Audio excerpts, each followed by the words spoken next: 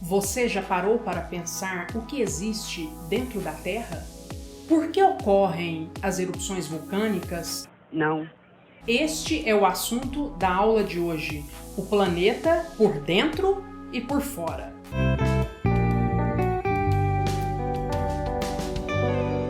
Olá, eu sou a professora Geila Souto e este é o seu canal Só Ciências. Se você já gostou do assunto da aula de hoje, deixe o seu like, inscreva-se no canal. O assunto de hoje faz parte da geologia, que é uma parte da ciência que estuda a Terra, alguns fenômenos relacionados ao planeta Terra, como, por exemplo, o solo, as rochas, a água, entre outros fenômenos. Então, estaremos estudando aqui uma parcela, uma pequena parte da geologia. O solo que você pisa, as montanhas, o fundo dos mares, dos rios, dos oceanos, é apenas uma fina casca do nosso imenso planeta. A estrutura do planeta Terra é dividida em 3 partes, que nós iremos estudar aqui na aula de hoje. Observem a imagem. O planeta Terra é dividido em crosta, manto e núcleo, sendo que o núcleo, existe o núcleo externo e o núcleo interno.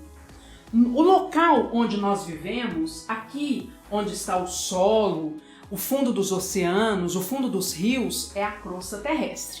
Este é o local onde nós estamos. A pergunta inteligente que você deve estar se fazendo agora é: professora, mas por que a Terra é desse jeito? Há cerca de aproximadamente 4,6 bilhões de anos, o planeta Terra se formou a partir da condensação de uma imensa nuvem de poeira e gases. Nesse momento em que o planeta Terra foi formado, aqui era muito quente. Só que com o passar do tempo, com o passar dos anos, o planeta foi esfriando. E aí o que ocorreu? Ocorreu a solidificação, ou seja, uma parte daquilo que estava muito quente, ao ser resfriado, tornou-se sólido e começou então a formação das rochas.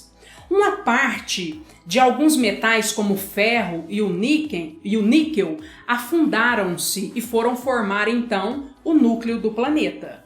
Então, você já sabe que nós vivemos na crosta terrestre, certo? A crosta terrestre, ela é formada principalmente por rochas. Só que as rochas, por sua vez, elas dão origem ao solo.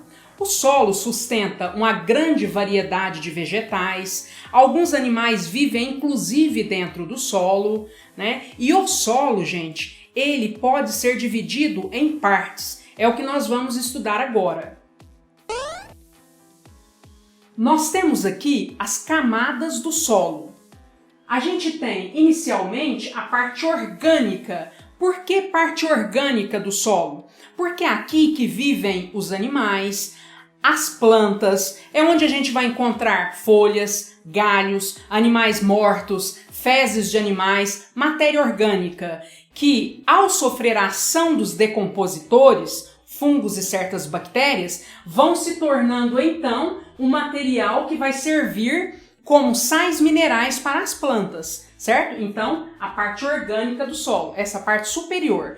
Na medida em que a gente vai descendo, essa parte orgânica, obviamente, vai diminuindo e nós vamos encontrar a parte mineral do solo. O que é essa parte mineral do solo? Essa parte mineral do solo, ela tem origem nas rochas. Gente, o solo, ele vai se formar a partir da fragmentação das rochas. No momento em que as rochas vão sofrendo a ação do vento, da chuva, do calor, elas vão quebrando. E isso, gente, leva milhares de anos, né? E aí o que vai formando? Vai formando pedacinhos, os grãos do solo, a parte mineral do solo. Então, na medida que nós vamos descendo, a gente vai encontrar cada vez mais essa parte mineral do solo.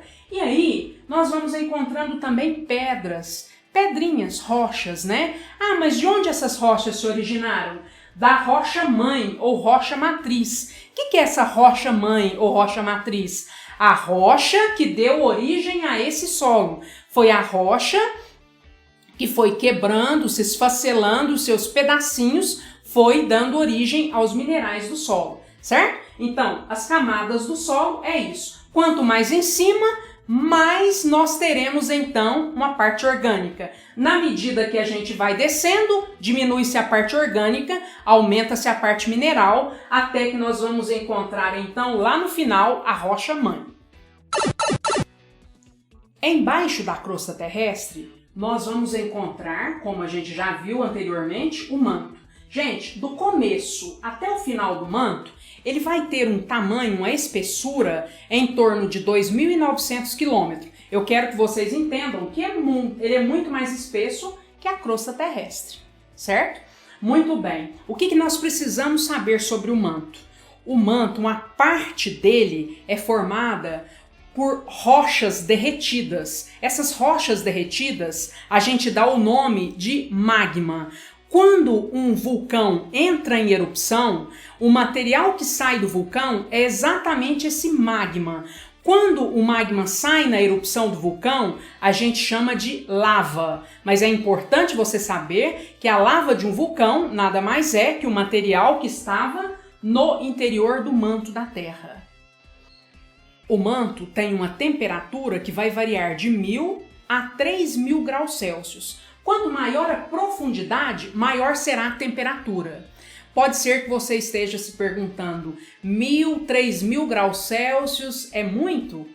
Olha, é uma temperatura altíssima. Só para você se situar, quando a gente coloca uma água para ferver, quando a água começa a borbulhar, a ferver, a temperatura média daquela água vai estar em torno de 100 graus Celsius. Repito, a temperatura do manto vai variar de 1.000 a 3.000 graus Celsius. Então, é uma temperatura altíssima.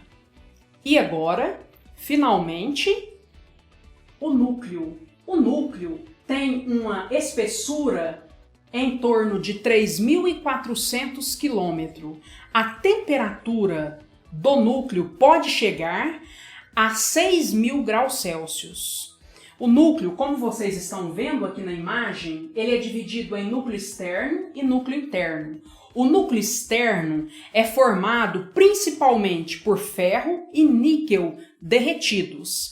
Já o núcleo interno é formado também por ferro e níquel sólido. Essa foi a aula de hoje. Não esqueça de deixar o seu like. Se não for inscrito, inscreva-se no canal. Muito obrigada!